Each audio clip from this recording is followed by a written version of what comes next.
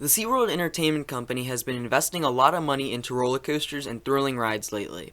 Since 2017, the company has opened 10 coasters.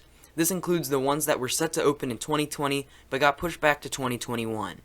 To list them all, Mako and Icebreaker at SeaWorld Orlando, Tigris and Iron Gwazi at Busch Gardens Tampa, Invader and Pantheon at Busch Gardens Williamsburg, Wavebreaker and Texas Stingray at SeaWorld San Antonio, and Electric Eel, Tidal Twister, and Emperor at SeaWorld San Diego.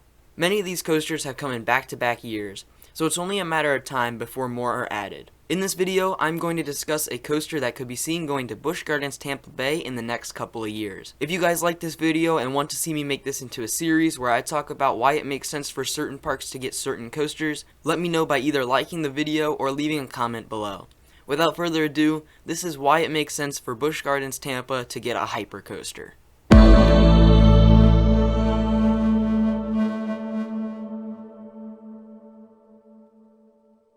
Busch Gardens has received 2 coasters in 2 years.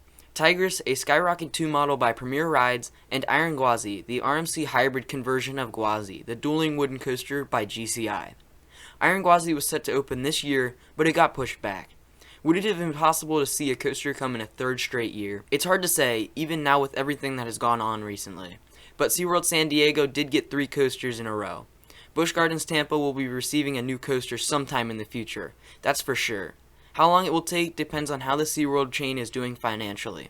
During the lockdown, there were rumors that SeaWorld was not able to pay the companies producing their newest coasters. With that being said, I think it's safe to say that Busch Gardens will not get another coaster in 2022. It's more likely to see it come in 2023 or 2024. Moving on to the main topic of this video, what type of coaster will Busch Gardens Tampa get next? As you probably can tell from the title of this video, a hypercoaster makes a lot of sense, and here's why.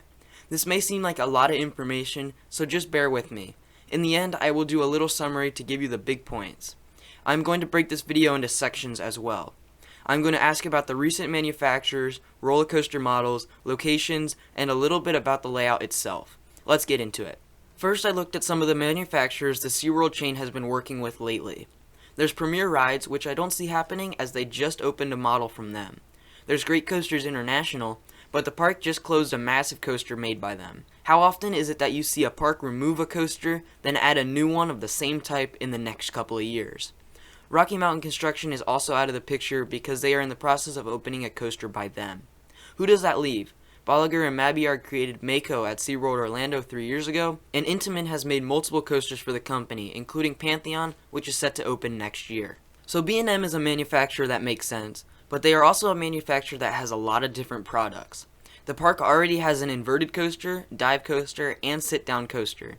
That leaves a couple of models left. A wing coaster, a hypercoaster, and a giga coaster are the options remaining that could make sense at this park. Here's a wild card. What about a surf coaster model? Since there's not enough information on that yet, I'm going to leave this out of the video.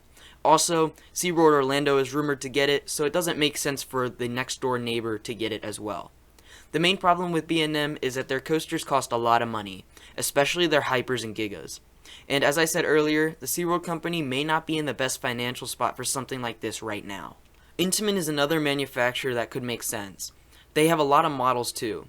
Busch Gardens Tampa currently has a Blitz coaster by them, and Williamsburg is getting a multi-launch by them. Intamin produces practically anything. You want a launch coaster? They got it. You want a cable lift coaster? They got it. You want a water coaster with an elevator lift? They got it. A hyper, or as they call it, a mega coaster, is something that they got all over the place as well. This can be seen with the many Superman coasters at Six Flags parks across the United States. These coasters are like Millennium Force in that they have the same trains and a cable lift. Intamin has another model of hyper that is a little bit newer. I'm referring to the type of coaster that Hyperion at Energylandia is. The major problem with Intamin is that some of their rides are not the most reliable. So these two manufacturers make sense. They both have their pros and cons. B&Ms are very expensive, but you get what you paid for. They are very reliable and a big crowd pleaser. I do think Intamin coasters have gotten a lot more reliable as the years have progressed. I don't want to turn this video into a debate on who's the better manufacturer because they both have amazing coasters in their own respects. It is very hard to decide based on this, so I'm going to move on. I have one more constraint to narrow the coaster type and manufacturer down to the final option, and that is location. Even though Busch Gardens Tampa is very large, half of its land is taken by the safari. Excluding that, there is little space to add a coaster. It will be a couple of years before they start to clear some of the parts of the safari to expand the park. So I looked in the park and found a nice plot of land near the back corner. The land could be perfect for a large-scale coaster. The area I'm referring to is back behind the Congo River Rapids. With this location, either manufacturer makes sense with their hypercoasters. And I'm going to predict that it'd be an Intamin, as it would most likely be more affordable than a B&M and still be able to deliver a really good ride. Let me explain this a little more. A hypercoaster could fit in this area really well. B&Ms are known for their insane amount of hills, delivering awesome airtime. Intamins deliver this, but also deliver some more twisting elements than giant camelback hills. This can be seen on Hyperion's turnaround, as it is an inversion. This plot of land is also mainly water.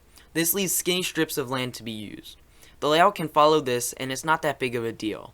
I feel that a B&M would have a very similar layout and feel as Mako with the given land.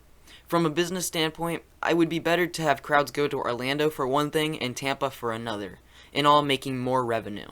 Also, later on in the park's life, when the safari is removed, this can allow for an even bigger attraction, like a Giga coaster. Intamin has not made a Giga recently, so it's more likely to see B&M make it. If B&M were to make a hypercoaster and a Giga coaster here, it would be a total of 5 coasters by them in the park. That's good because they're a really good manufacturer, but the feeling gets a little repetitive as the coasters have the same style of design. There is one major flaw with the hypercoaster and Busch Gardens Tampa being together. Any guesses? Busch Gardens Tampa has a height restriction. It's not major like the Alton Towers tree limit restriction, but they do have one. I don't know why they have one. My guess is that there are residential homes right across the street and they cannot be too loud. If you know, please let me know in the comments. To be able to build Falcon's Fury and Iron Gwazi, the park had to get special approval from the city. Falcon's Fury is over 300 feet tall, so the park could get approved for a hypercoaster, which ranges from 200 to 299 feet tall. That may put a wrench in things, but I still think it's very possible for the park to receive a hypercoaster. Before I end the video, I want to discuss a possible layout for the coaster. I recently released a no limits concept that showed a theory that could work. It actually inspired this whole video.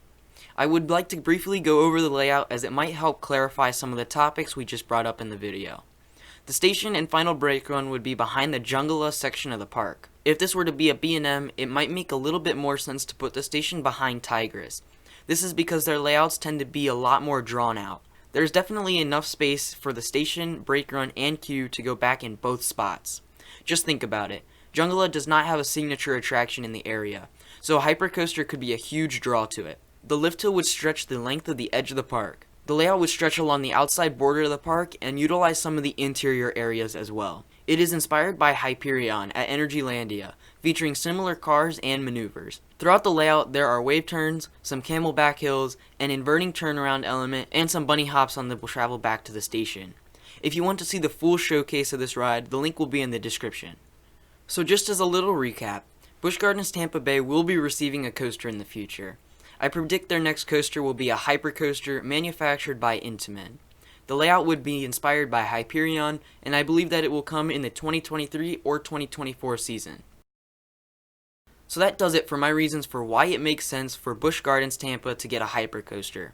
What did you think of these predictions? Let me know in the comments below. If you liked it, please like the video and consider subscribing for more content like this. Until then, peace out.